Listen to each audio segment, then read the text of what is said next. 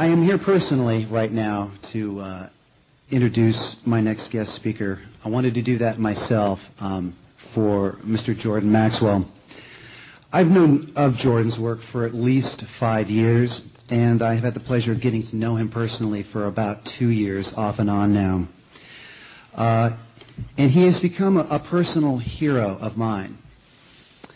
Before that, it was, well, Batman.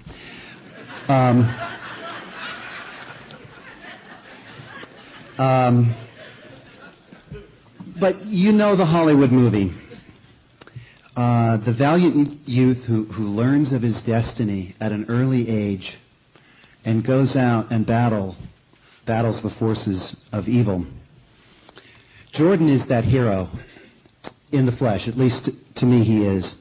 And to you, once you get to know him and his work of over 40 years, both academically and experientially.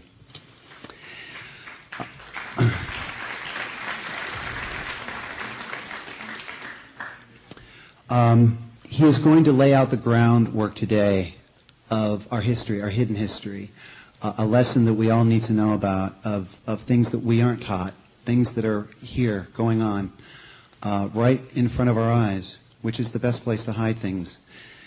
And we have an exclusive tomorrow. Jordan will lay out the groundwork today, and he will bring a guest with him tomorrow. And they will bring us up to date. And he has some very interesting, profound information for this contemporary audience. So, for now, he will lay the groundwork, give you a history lesson that you are going to want to hear. So sit back, relax, and enjoy the work and the experience of a man that I would like to call my hero and friend, Mr. Jordan Maxwell.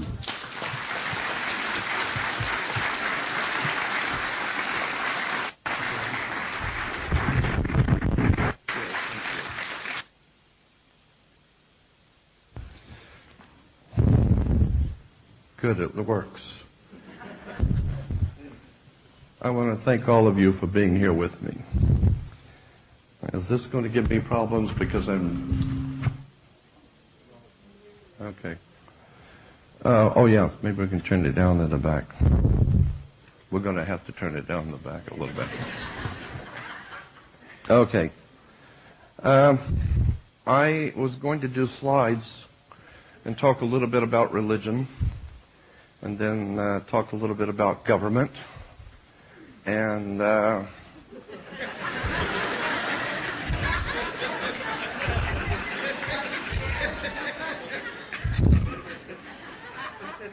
but I decided that if I were to bring slides, it's going to take me all night, because there's just so much I want to say about the system we live under. It is the most incredible array of treason, lies, crimes against the state. It's just an incredible story of how this country operates, who owns it, and consequently, as I said, if I brought slides, I wouldn't get through tonight. So I'm just going to kind of meander over some of the points I want to make, and it may not follow a consistent pattern, but just kind of follow along with me. Because the point I want to make tonight is that words are very important. We as humans are word controlled. We are word controlled humans. You can say something to someone and they will beat you up because they don't like the words. You can say something to another person and they will love you because of the words. But what you need to understand is that there's a world of difference between a dictionary definition of a word and a legal or lawful dictionary definition of a word. When you go into court, when you're dealing with attorneys and judges, the words that you use do not mean the same thing at all. Let me give you some examples of what I'm talking about.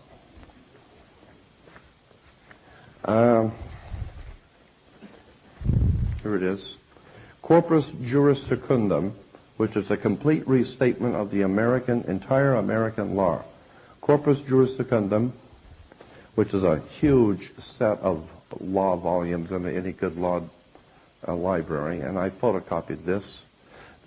Under the heading of attorney and client, it says, an attorney has an obligation to the courts and to the public, no less significant than his obligation to his clients. Thus, an attorney occupies a dual position which imposes dual obligations. His first duty is to the courts and to the government or public, not to the client. So the first duty of an attorney is to the courts and to the government and not to the client. And whenever the duties of his client conflict with those he owes as an officer of the court in the administration of justice, the former must yield to the latter. So anytime you might have a difference with what the judge is doing or the courts are doing, it doesn't matter. They're the boss. And the attorney works for them, not you. Then in Corpus Juris Secundum, it goes on to say under attorney and client, a client is one who applies to a lawyer or a counselor for advice or direction in a question of law. A client is also called a ward of the court in relation to his relationship with his attorney. Clients, if you hire an attorney, you're a client. And a client is a ward of the court. Look up in Black's Law Dictionary the word ward of the court, and it says an infant or person of unsound mind. According to the law, if you hire an attorney, you're an idiot.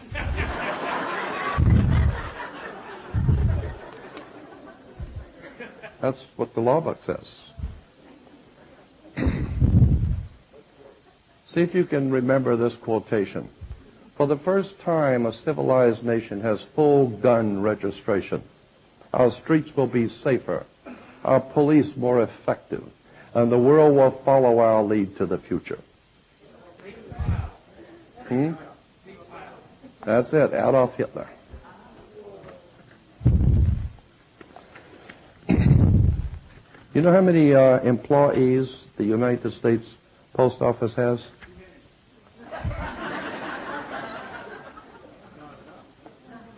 No. How many employees did the United States Post Office have? A guess. 800,000. Okay. All of you are wrong. 5. 5 employees of the United States of America Post Office. Now, we have a privately owned company owned by a guy in England that's called the United States Postal Service, not Post Office. Postal Service is a privately owned company. It's owned by some people in England, and they have a franchise to operate here in America with your mail. So when you go into what you call the post office, just remember, it is not run by the American government. This is a privately owned corporation. And consequently, it's operating as a military unit, and that's why if you're drafted, you can go down and swear in at the post office, because it is under international military justice. So I think there's I want to read you something here to give you an idea about, because this is the world of occultism that I love, and this is the kind of thing that I love. I want to read you something. You probably have heard this before. Abraham Lincoln. And the reason I'm reading this is to show you that there is a world of occult power behind world governments. And most people think things just happen by chance. No way. And the whole idea is, I think, well expressed in this. Abraham Lincoln was elected to Congress in 1846. Abraham Lincoln was elected to Congress in 1846. John Kennedy was elected to Congress in 1946. 100 years exactly. Abe Lincoln was elected president in 1860. John Kennedy was elected president in 1960. The names Lincoln and Kennedy both contain 7 letters. Both were particularly concerned with civil rights. Both wives lost children while living in the White House. Both presidents were shot on a Friday. Both presidents were shot in the head. Lincoln's secretary was named Miss Kennedy. Kennedy's secretary was named Miss Lincoln. Both were assassinated by Southerners. Both were succeeded by Southerners. Both Southerners were named Johnson. Andrew Johnson succeeded Lincoln, was born in 1808.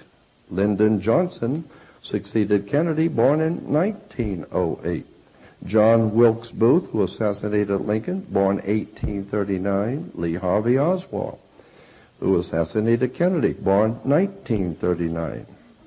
Both assassins were known by three names: John Wilkes Booth, Lee Harvey Oswald. Both names are comprised of 15 letters. Lincoln was shot at a theater named Ford. Kennedy was shot in a car made by Ford called Lincoln.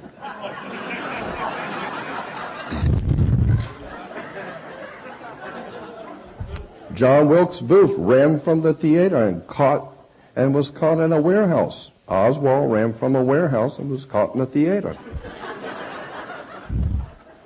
I like this one. A week before Lincoln was shot, he was in Monroe, Maryland, and a week before Kennedy was shot, he was in Maryland, Monroe.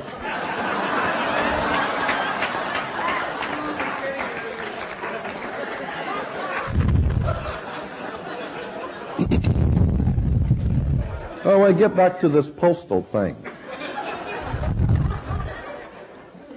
You know that when you walk in a post office, you no longer have a postal worker. If your mail comes back to you, it says it's coming back and you should go to the Postal Service to see a retail clerk at the Postal Service. That's why they no longer have FBI pictures in the post office, and you can buy bubble gum and all kinds of toys in there, because it's now owned by someone that is not a citizen in this country. And consequently, I think probably the most extraordinary thing, well, this is a quotation from John Swington, and I'll have photocopies of this, and you can get a whole set if you wish. John Swington, the former chief of staff of the New York Times, was referred to while living as the dean of his profession. In 1953, he gave a toast before the New York Press Club in New York City, and he said this: "There is no such thing at this date of the world's history in America as an independent press. You know it and I know it. There's not one of you who dares to write your honest opinion. If you did, you would beforehand that it would never appear in print. I am paid weekly to keep my honest opinions out of the paper I am connected with. Others of you are paid similar salaries for similar things, and any of you would be foolish as to write an honest opinion that would be out on the streets, because you'd be out on the streets looking for a new job." And he goes on to say, "We're nothing more than jumping jacks. While our masters pull the strings, we dance." Consequently, our press, the media, is of course owned and controlled by money. In the ancient system of the Druids, thousands of years ago, even 1,000 years before the Roman Empire in Northern Europe, there was a whole system of religion and government called the Druidic system. That system exists today, right now, in this country and in the Western world. All over what we would call the Western world is a Druidic system. And if you understand the Druids and their symbols and their words and terms and their symbols in government and religion, then you will see Druidism everywhere. One of the most important symbols in the Druid religion was the magic wand, like Merlin the magician with his magic wands, and Mickey Mouse with his magic wand. Magic wands, the reference works say, were always made out of holly wood. Consequently, the holly tree is very important to the ancient Celtic Druidic system of religion.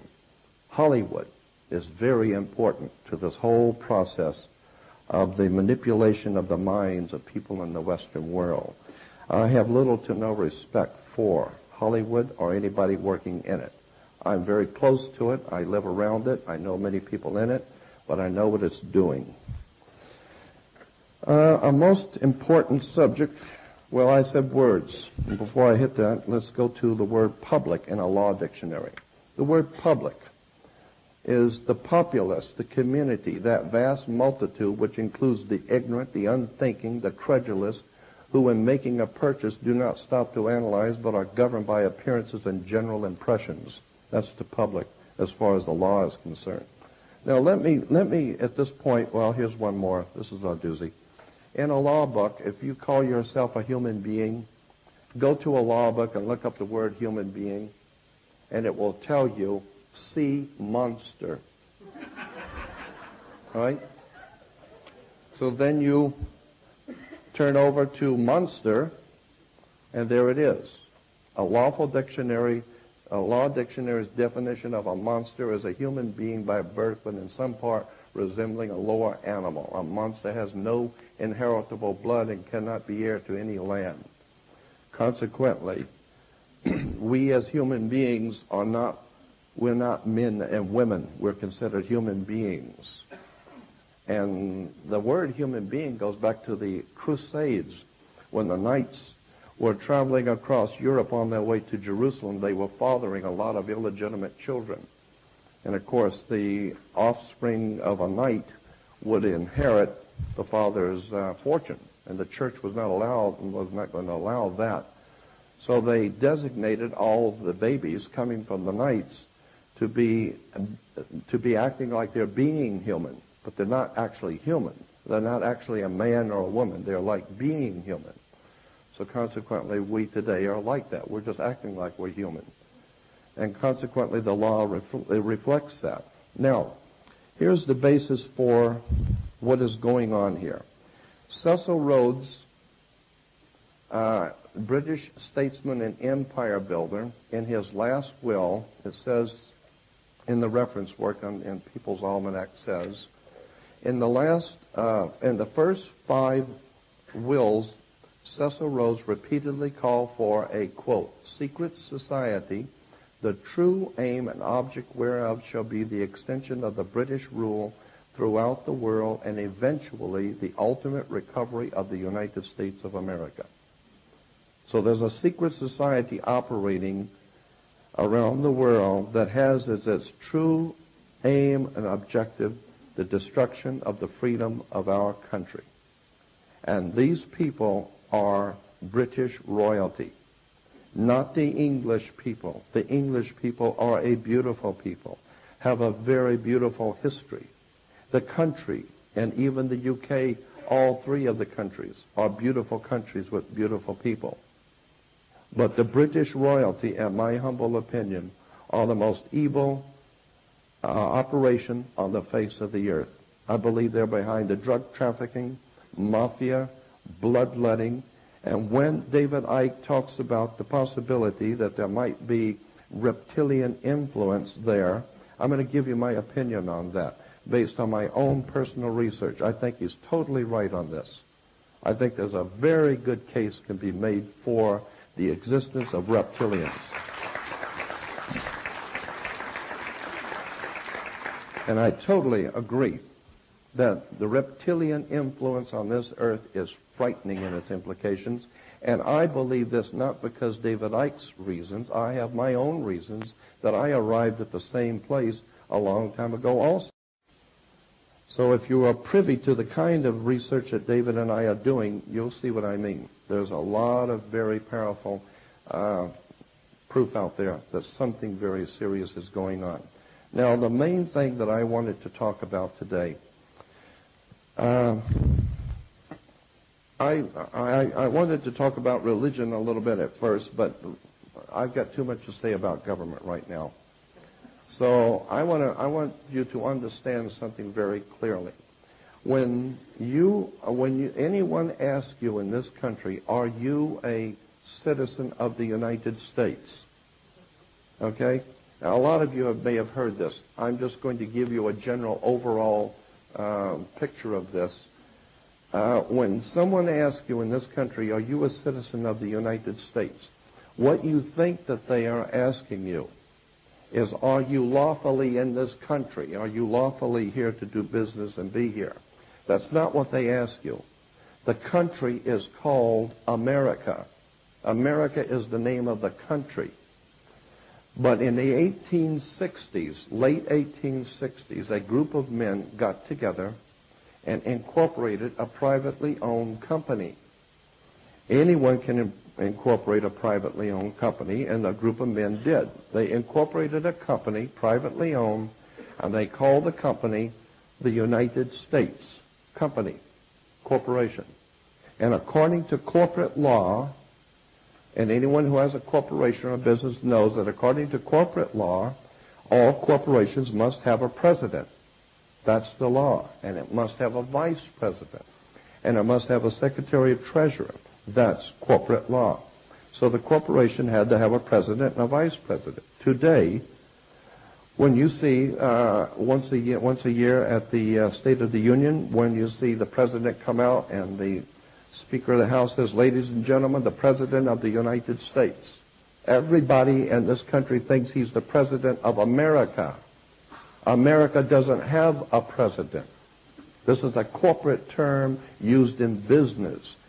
The United States Corporation is a privately owned company.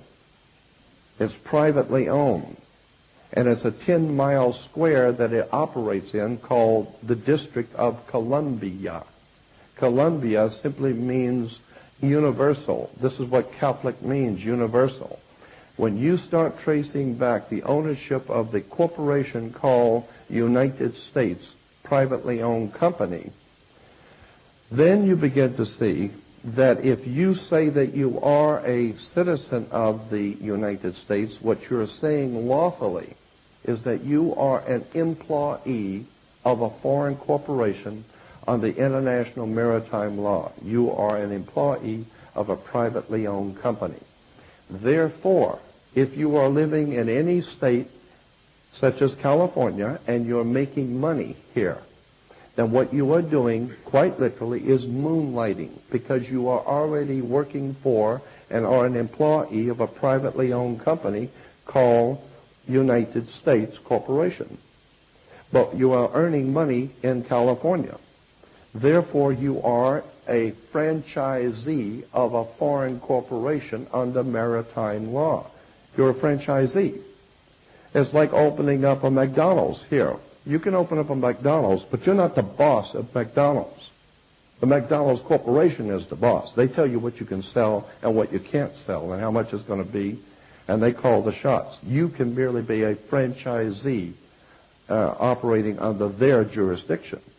So consequently, each one of us who call ourselves a citizen of the United States is in point of fact a franchisee of a foreign corporation, and once a year you have to pay what is referred to as the California Franchise Tax Board, because you're a franchisee of a foreign corporation under international law. Let me explain something to you. There are two kinds of law on the earth, basically two kinds of law. Roman civil law and maritime admiralty. Roman civil law comes from the word civil or civili in Latin, meaning the people of the Illies. The people of the Illies are the people of God, civili. And the civil law is referred to as the law of the land. But there is a higher law that governs the whole earth.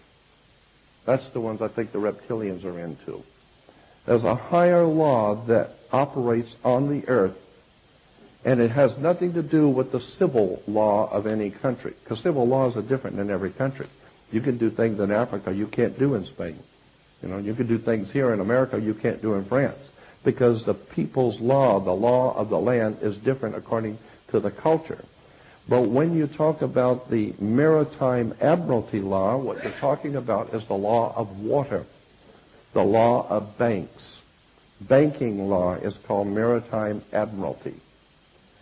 And consequently, this is why, incidentally, the Statue of Liberty could not be put on land in this country. It had to be put in a port. It had to be put in water. Why? Because it's not the Statue of Freedom, it's the Statue of Liberty. Liberty is what a sailor gets when you pull into port, because the admiral gives the captain on board the ship ownership of your body. You ask permission to leave. And if he lets you, which he's most likely not going to, but if he allows you to leave, you have liberty. You don't have freedom. And as long as you call yourself a United States citizen, you are an employee of a foreign corporation incorporated under international law, under maritime law, and consequently you are a franchisee of a foreign corporation. They own you. Now let me show you how they own you. When a ship pulls into port, say from Japan, and brings in, say, $800 million worth of Toyotas or televisions, the first thing the captain has to do is has to give to the port authorities something called a certificate of manifest. He has to give them a certificate showing how much each car costs, whether it has 4 doors or 2, or if it's got air conditioning or not. Every car has to have its certificate of manifest, showing exactly what are you bringing into this country, how much is it going to cost our banks, how much are we going to have to pay Japan for this. And so it's business. It comes in on water. It's maritime admiralty, banking law. And so therefore, each item has to have a certificate of manifest. And the ship, when it pulls into port, parks at the dock. And wherever it parks is called the berthing of a ship. The ship sits in its berth. Now, when you were born, your mother, her water broke. And when your mother's water broke, you came out, and therefore you are a maritime admiralty product. Under international law, you are a product. Under international maritime banking law, you are a product. Because you came out of your mother's water. And therefore you have to have a birth certificate. And the birth certificate has to be signed by the doc. Okay? And consequently,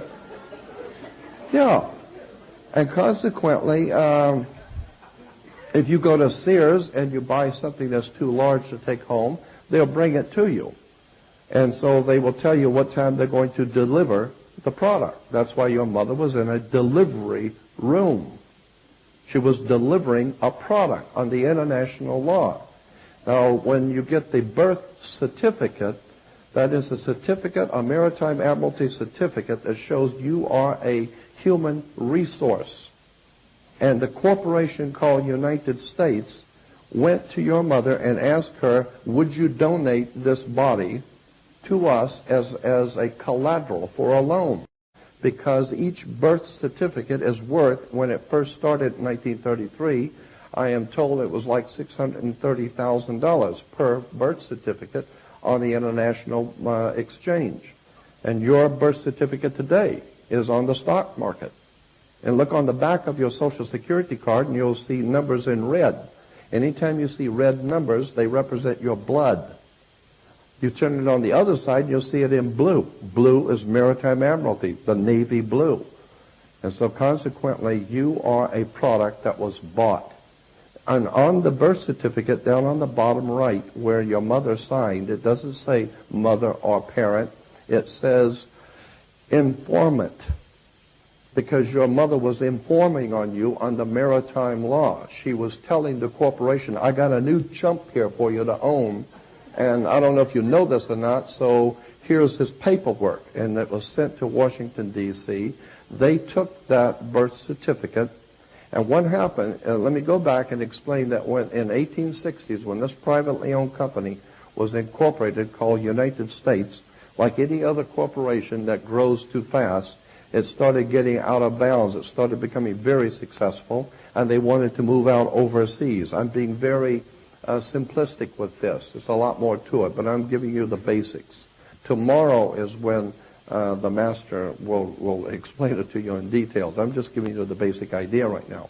But when the corporation called United States was founded back in the 1860s, it wanted to move overseas at the first of the turn of the century, in the 19th century, the 20th century.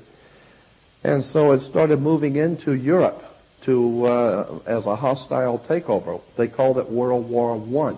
World War I was one large corporation called United States trying to take over other major corporations in the world, like Germany, France, etc. Each one of these countries are a corporation. So consequently, the United States was able to be successful in the corporate takeover of what the outcome of the World War I. But in the process, they lost so much money. The corporations spent so much money arming and making tanks and bullets and tanks to kill people that they won the hostile takeover of a foreign corporation, but now they're broke. Consequently, they are really in serious trouble now because they don't have money to feed the people at home in the corporation, and now they've taken on new corporations in Europe to be responsible for. So the United States corporation was in very big trouble, went to Europe and asked the international bankers if they could borrow money. And the international bankers said quite simply, no, you're bankrupt. So what have you got as collateral for a loan? And they came up with the idea that your birth certificate would be worth something like $630,000, because the banker said, how much can an individual in your country working for your corporation make from the day he's born to the day he dies on an average? And it came out to about $630,000. So consequently, the bankers made a deal with the corporation called United States to credit the United States corporation account in Europe with $630,000 per birth certificate. And this is why today this United States corporation doesn't care about how many people come into this country illegally or unlawfully. They don't care about that. They open up the borders and let them pour in. Why? Because every single person coming across that border is at least $1 million now in our bank account. And so that's why we want something called, we don't want undocumented workers. We don't care about people who are illegal coming into the country. We don't want undocumented. Because with the documents, you can cash that in. You take the, and get that money from the international banks. So consequently, the United States corporation owns you. And therefore, when you go into a court, and why don't we even go to a court? You go into a court because you play basketball and tennis on a court. Why? Because the whole idea in a court is put the ball back in the other guy's court, right? I mean, the lawyer throws it over to him, and he throws it back to him, and the judge is sitting there as a referee. He doesn't care who wins. He's going to get paid, so he doesn't care. So the whole idea in a court is a game. And consequently, any time, well, there are 2 points you need to know about this. The judge is sitting there as a referee, and it's a game. And any time in this country, 2 points very important. Don't ever forget this. All law in this country, federal, state, county, city, any and all laws in this country do not apply to a man or woman, natural-born man or natural-born woman. All law applies only to corporations. All law applies to corporations only. I don't care what it is, parking tickets, speeding tickets, anything. It only applies to corporations. But however, you have been made a corporation when you were born. You were part of a corporation. So therefore, this is why all laws, or any time you get a bill from Sears and Roebuck, from your oil company, from a lawsuit, from a judgment in court, I don't care what the bill is, whatever the legal and lawful paperwork that comes to you from anywhere will always have your name in all capital letters. It's always in all capital letters. Your driver's license, your insurance card, your speeding ticket, whatever it is, it will always have your name in all capital letters. Why? Because under international maritime law, all capital letters means you are dead. That's why when you drive by a graveyard, you will see on tombstones the name of the people who are there. Their names are in all capital letters. Why? Because that's the law. If you're dead, your name must appear in all capital letters. This is why when you walk into a courtroom, You do not have standing. Only the attorney or the judge and the attorneys have standing. You do not have lawful standing. Meaning, if you drive by a cemetery, how many people get up out of the tombs and stand and talk to you? Nobody. Why? They don't have standing in law. They don't have a leg to stand on. Okay? And neither do you. Because when you walk into a courtroom, your name on the lawsuit or on the subpoena or whatever it is, or on the Sears and Roebuck bill or anything else, your name is in all capital letters. It means you're a dead man. When you walk into this court, your ass is mine. You understand? You are a dead man. We bought you when you were born. And that's why judges wear black robes, black ceremonial robes. That's why Catholic priests wear black ceremonial robes. That's why the rabbis wear black ceremonial robes. That's why when you graduate from high school and university, you wear a black ceremonial robe. You know what black robes mean? You know where that comes from? It comes from the god of an ancient god in the old ancient Sumerian Babylonian system, the planet Saturn. Saturn was referred to as the god of the ring. And his priests were the priests of the black robe. This is why judges wear black robes. Catholic priests wear black robes. Darth Vader wears black robes. Vampires wear black robes. All the blood-sucking murderers wear black robes.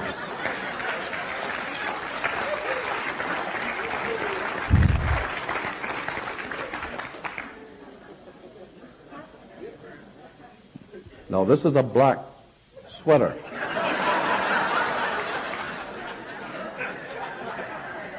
I had someone ask me that too before, why do you wear black? Because I am the incarnation of the devil. Okay? Consequently, let's get back to serious. The ceremonial black robes represent a god, the planet Saturn, one of the oldest gods in the Hebrew system. Incidentally, let me backtrack a little bit on religion. The two most eclectic religions on the face of the earth. Eclectic means conglomeration of stuff. The two most eclectic religions on the face of the earth. Number one, Judaism. Two, Christianity. Judaism and Christianity are not what they say they are. And you better do your homework. Judaism is the most confounded, eclectic hodgepodge of stuff you're ever going to come across. All you got to do is sit for 40 years in a theological seminary and study Judaism and Christianity, and if you're intellectually honest and are not afraid to speak out in public, you're going to know that Judaism and Christianity is the biggest bunch of hogwash the world has ever known. Period.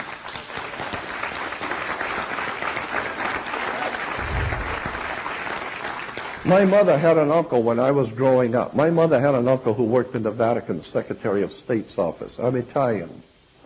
And my mother had an uncle who worked in the Vatican Secretary of State's office. My mother also had two federal judges as uncles as I was growing up living in my hometown.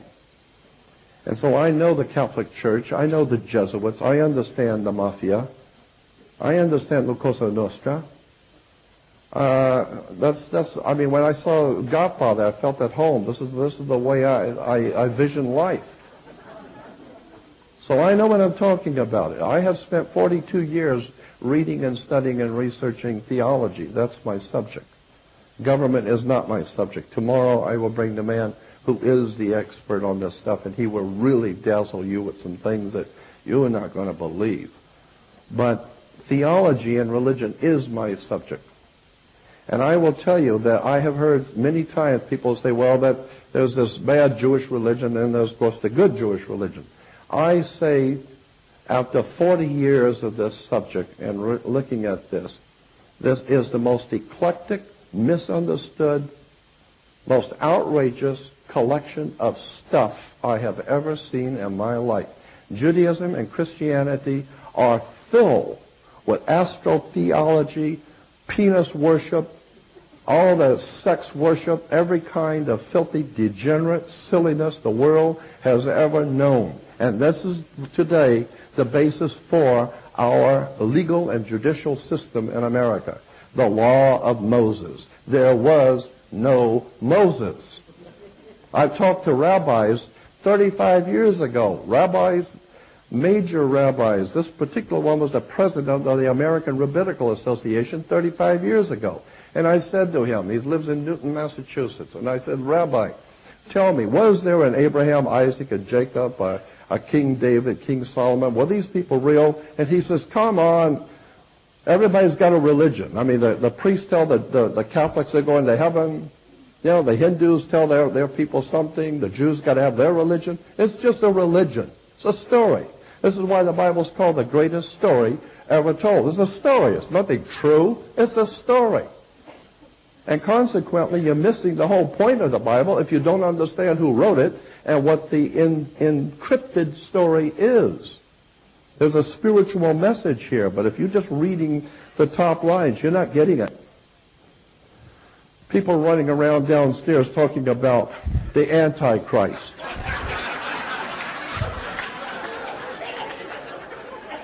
And have no idea in the world what the word Christ means. How in the world are you going to be afraid of an Antichrist and you don't even understand what the word Christ means? Ask any Christian, what does the word Christ mean? I'm very serious about this. Look it up in a dictionary, and as a matter of fact, look it up in about 30 or 40 of them. And study it for about 2 weeks, the word Christ. The word Christ comes from a Greek word Christo, which gives us Crisco cooking oil. Yeah, Pillsbury has a Crisco, which is Christo, which goes back to the word Christ. And Christ means oil. Okay? So when you say Jesus Christ, what you're saying is Jesus the Christos. Or Jesus Christos. Or Jesus the Christos. Or Jesus the Crisco. And when oil congeals, it becomes Lord. Look up the word Lord. L-O-R-D, and the Oxford Dictionary of the English Language, and it will tell you L-O-R-D is correctly spelled L-A-R-D. Lord. Congeal Christos.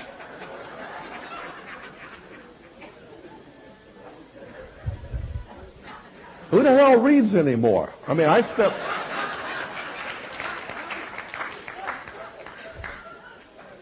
Now, when you look up the word Christos, it's oil. Then go to Bible reference work. Line them all up. There's about 60 of them out there. Line them all up and look up the word Christ. And they will all tell you it's a word Christos in Greek, which means anointed. No, it doesn't. It doesn't mean anointed. That's what you think it means. Christo is oil.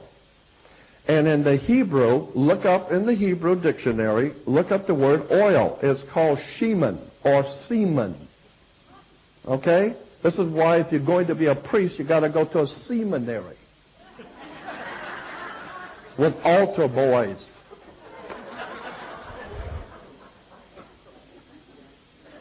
You don't have any idea in the world what was going on in the Roman Empire.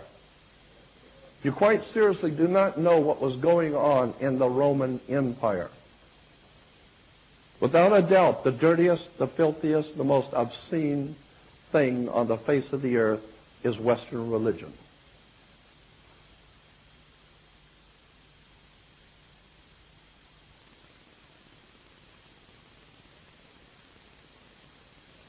Been the background and the mainstream for all wars in the Western world.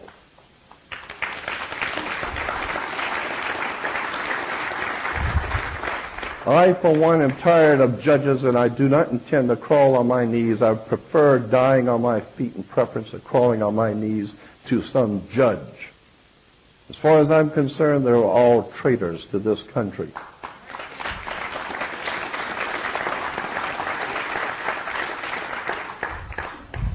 Attorneys. The word comes from a French word, attorne. An attorne in France was in the court of the king in France The guy who, when the king said, I want that guy's property, I want that guy's wife, I want that guy's children, and I want his horses. And so the man who was in charge of turning over everything to the king was referred to in the French as the attorney. He turned things over. He took from you and turned it over to the king. So he was referred to as attorney. And today we have attorneys. That's where the word comes from. They take from the poor and give it to the rich. As far as I'm concerned, you need to understand that the entire superstructure of law in this country is based on maritime admiralty, and the maritime admiralty is saying that you are a product. They bought you when you were born. Now what you need to do is understand that there's a whole revolutionary, radical, new understanding of how this country was founded. And if you don't understand the way this country was founded, you're never going to suspect how you got into this mess. You know, when a cop pulls you over and stops you, and he gives you a ticket and he takes your license, and he will say, is this you? Well, it's got my picture on it, airhead. Can't you tell if it's me, right? And he says, is this you? Why? Because he needs for you to say that this is you. You are verbally agreeing that on your license is an all capital letters name. On the Maritime Admiralty, a corporate fiction. And they must have you say that this you are agreeing to be a corporate fiction under maritime law. Consequently, the entire system of government and laws is being ruled by England. Do you know why you have to have a marriage license? Why does anybody have to have a license for anything? You got to have a marriage license because sex is commerce. That's why. You're doing commerce. Look it up. Look it up in the encyclopedia. Look up the word commerce. It'll tell you sexual relations is commerce. Don't think so? Wait till you go to court. Yeah, wait till the marriage doesn't work out, and when you go in, see, you're not going to go to the Lord. You're going to a judge. Why? Because it's basically commerce. It's two people providing a service. The man provides for the woman provides for the man. It's a business. And if you don't think so, if it don't work out, as I said, you're not going to God, you're going to court. And it's going to cost you some money. Incidentally, the judge rules from a bench. Judge rules from the bench. The word bench in Latin is a bank. So therefore the judge is ruling for the bank. I talked about the ancient God, and God knows I would love to talk about this for an hour. Just the ancient gods of the Phoenician Canaanites and how they were picked up by the Hebrews and brought into the Roman system, and from Rome into Europe, and from Europe into America, and today we call it Judaism and Christianity, when it is in point of fact nothing more than the old Phoenician Canaanite religion worshiping the planet Saturn.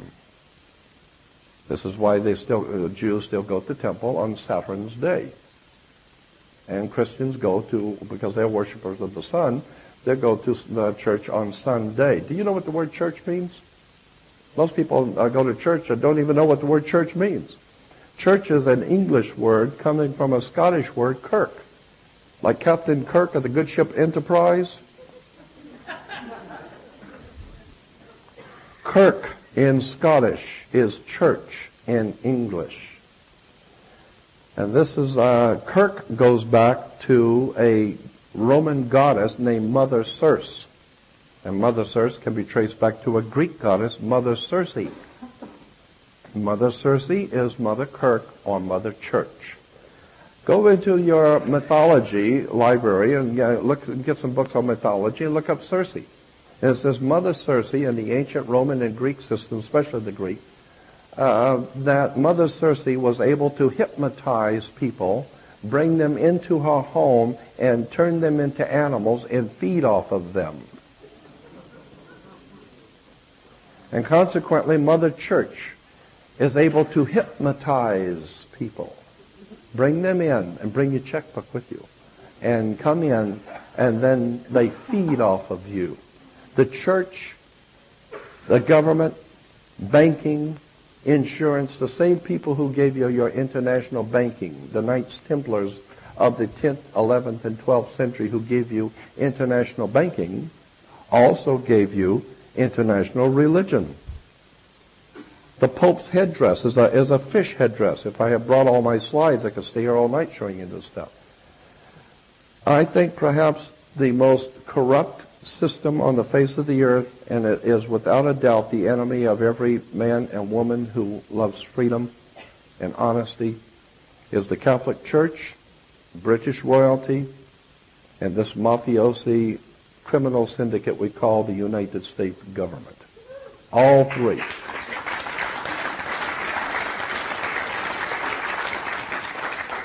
And back in the Middle Ages, the Pope of Rome, that bastion of all goodness, the Pope of Rome, incidentally, I got lots of stuff when I get on the Pope. I'm Catholic. I know all about the Pope. The Pope of Rome made a proclamation in the late Middle Ages that he said that the Pope is the vicar of Christ. You may have heard that term, vicar of Christ. The word vicar in Latin simply means one who stands in for. So if you send somebody to do something for you who's the vicar, he stands in for you. So the Pope said he was the vicar of Christ, which means he's standing in for Jesus. Consequently, the idea is that God created the whole heavens and the whole earth, and he owns everything on it. And so therefore he turned it over to his son, Jesus, his son. But since Jesus isn't here, somebody's got to run this place. So since Jesus isn't here, the Pope said, I will be the vicar of Christ. I'll stand in for him till he gets back. Now when he gets back, I'll turn over the whole world to Christ. But until he gets here, I'm in charge, okay? As long as you understand that, we're going to do just fine. Now the first thing the Pope did after declaring himself the vicar of Christ, made himself the owner of all life on the earth for Jesus. Jesus owns the whole earth, but he ain't here, so I do. Now, second, he made a contract with the King of England. It was a treaty of sorts, a commercial treaty of sorts with the King of England, in which he gave the possessions of Jesus, which he held as the vicar of Christ, to the King of England as a holding company, a corporate holding company, so that the whole world would be under the King of England for the Pope. So the Pope owns it, but the president of the corporation is the King of England, and that whole corporation menagerie is called the Crown. And so when you hear about the British Crown, you need to understand there's a world of difference between being English and British. British comes from a Hebrew word, berith. A berith is a contract. In the old Hebrew language, berith is a contract, and ish is a man or men. Therefore, berith-ish becomes British, man of the contract. That's why anytime you do anything of any importance in this country or in the Western world, you got to sign a contract.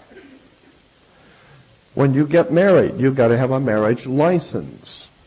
The same reason why attorneys have to have a license. Why does the attorney have to have a license?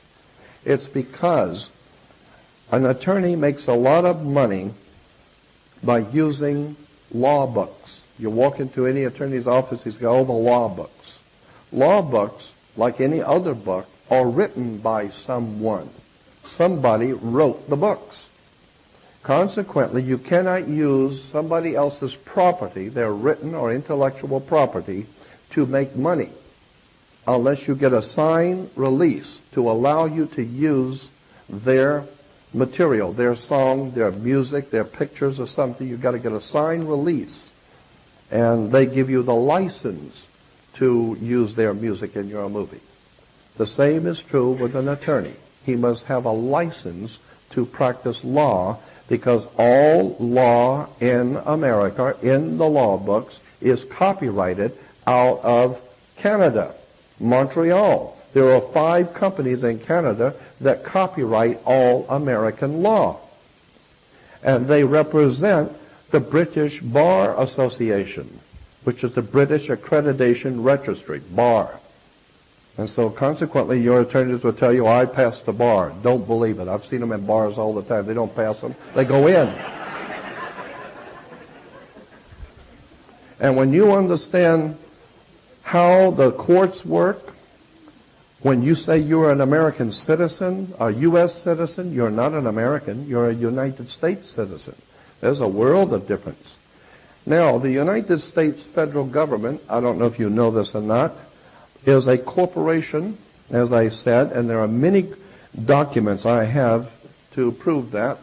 And as I said, I'll make those available to you, but you'll have to mail my office and I'll send you the whole stack of them. The United States, it says in the law book, is located in the District of Columbia. So consequently, what we call the United States is a privately owned company sitting in a particular area called the District of Columbia. And therefore, if you are an employee of that corporation, then you have to pay taxes to that corporation. When you pay taxes in this country, the federal taxes, that does not go to the American government. The American government does not see one nickel. America makes its money the way all countries have always made their money, not off of taxing the people. They make their money by business. When ships pull in from all over the world, they have to pay duties. People have to import, export companies. America, the country, makes a lot of money, but the United States corporation makes a lot more. Here it is again from a law book. It says, it is clear the United States is a sovereign entity, is a corporation. It's a privately owned company. Here's another one from on the corporations in law books. The United States government is a foreign corporation with respects to the states. Citizens of the United States do not enjoy citizenship rights. They are United States citizens, not American citizens. Now, there is a world of difference between being a United States citizen or an American citizen. Because before 1868, there was no such a thing as a United States citizen. There was a United States with the U and the S, small letters, and then America was capital letter. First letter was capital. United States of America. America's the country. So what I want you to understand is that there is a very simple way to